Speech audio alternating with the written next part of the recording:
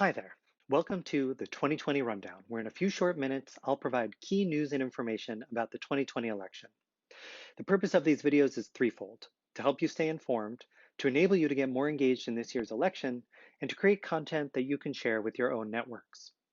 Each video tackles a topic, issue, policy, or important news pertaining to this year's election and breaks it down to the essentials that you need to know. In the last couple of weeks, we've watched as Trump and many in his administration succumb to their own irresponsibility and have been diagnosed with COVID-19. We watched a vice presidential debate where questions went unanswered and Pence ignored any time limits in order to repeat the lies of the Trump administration. The FBI stopped a plot by domestic terrorists to kidnap the governor of Michigan. Yes, that really happened. And the Senate began confirmation hearings of Amy Coney Barrett, a conservative as far right as Justice Scalia, to replace Justice Ruth Bader Ginsburg on the Supreme Court.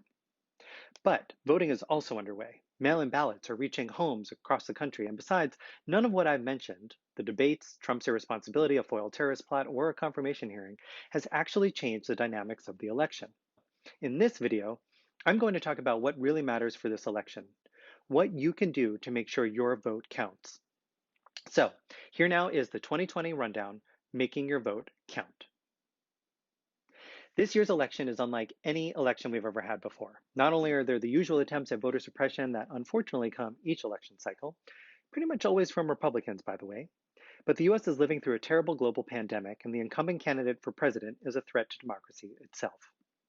But your vote does matter, and as long as you follow the rules and follow instructions, it will count too.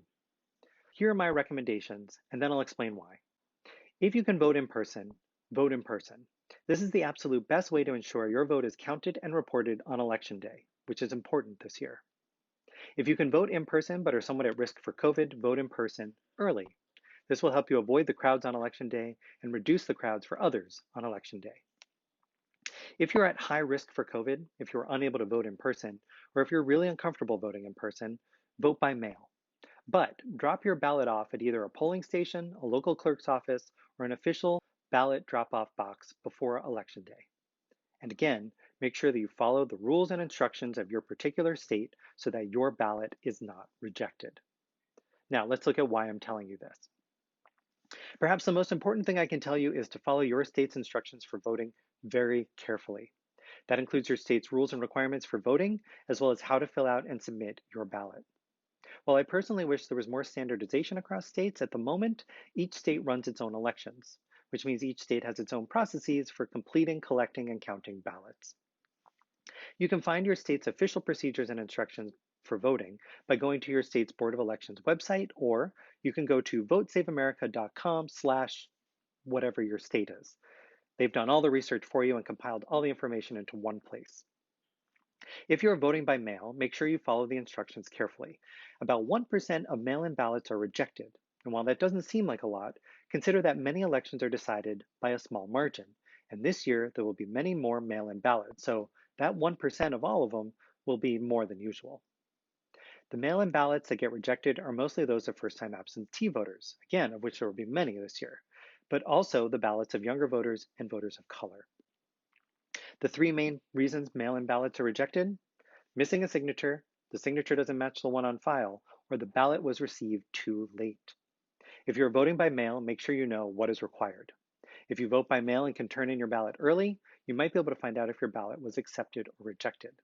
Again, check your state Board of Elections website to verify the status of your ballot. If it is rejected, you will often get another one in the mail, unless it's too close to Election Day, in which case you may get contacted by phone or another means. If you are voting in person, whether early or on Election Day, it is less likely you will miss or skip a required step for your vote to count. The poll workers are there to instruct you and help you. That said, know that most states require some form of ID, often photo ID, in order to vote, either at the polling station and/or when you register. You can find your state's ID requirements at the National Conference of State Legislatures link below. Now, in a normal election, I would say mail-in voting isn't a problem. And during a global pandemic, it's the safest option. So I've been telling everyone to register and get a mail-in ballot. But recently, I've started encouraging people to vote in person if they can, especially if they live in particular states. Here's why.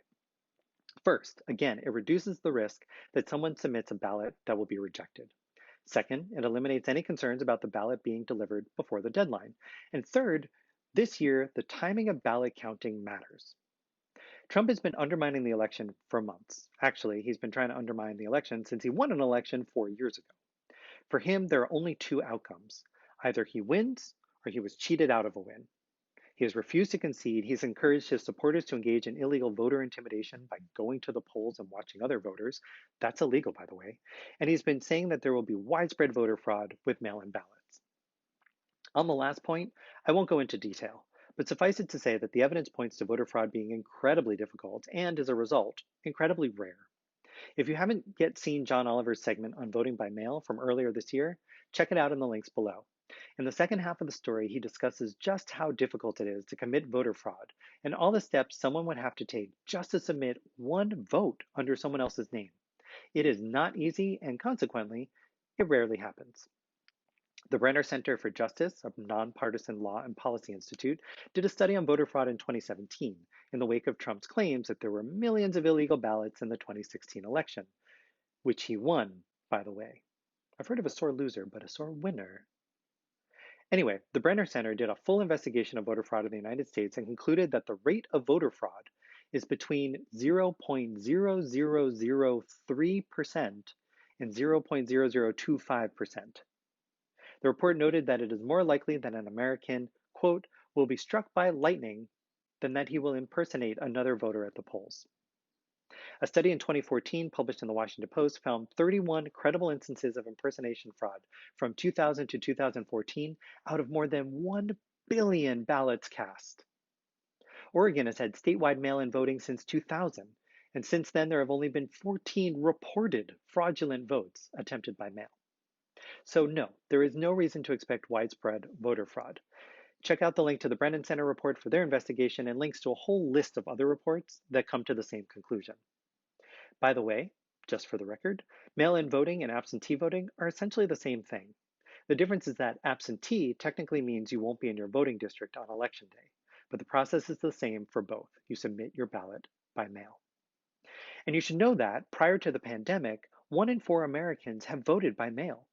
The Army has been doing mail-in voting for generations, and even Donald Trump and his family have been voting by mail. Anyway, Trump won't concede if he loses, and there's reason to believe that he will do what he can to fight any loss. What does this look like? Barton Gellman wrote a shocking piece in The Atlantic that lays out the scenarios, and 538 also wrote a piece summarizing the scenarios laid out by the Transition Integrity Project. Check out those frightening links for more details.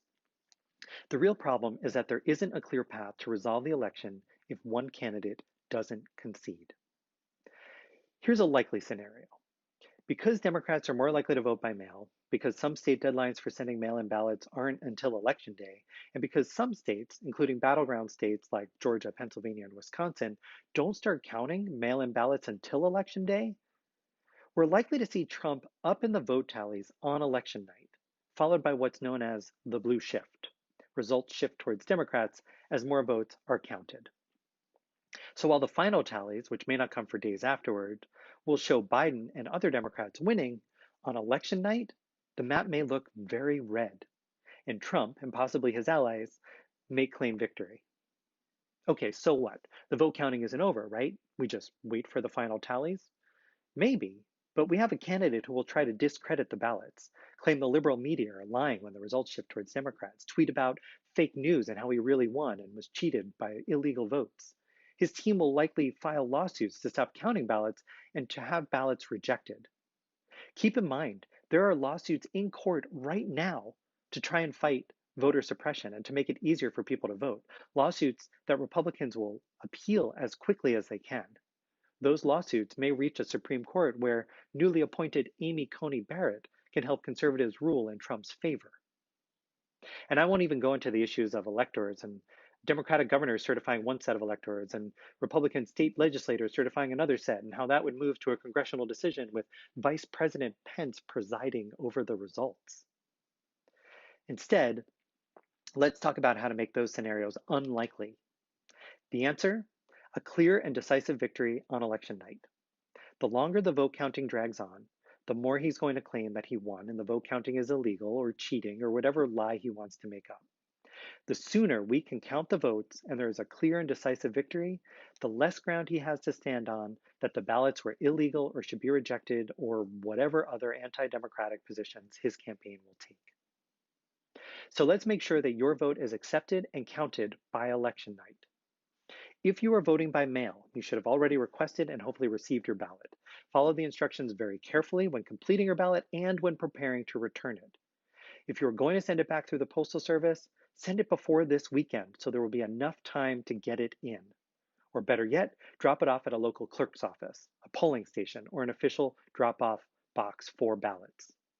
By the way, Republicans in California put out fake ballot drop off boxes, so be sure to check online for official locations. Dropping off your ballot will skip the Postal Service and ensure that your ballot is received in a timely manner. If you can vote in person, vote early. You will avoid the crowds on Election Day while helping to reduce the crowds for others on Election Day. You can find out where to vote early and what is required through your Board of Elections website, or again, votesaveamerica.com/state.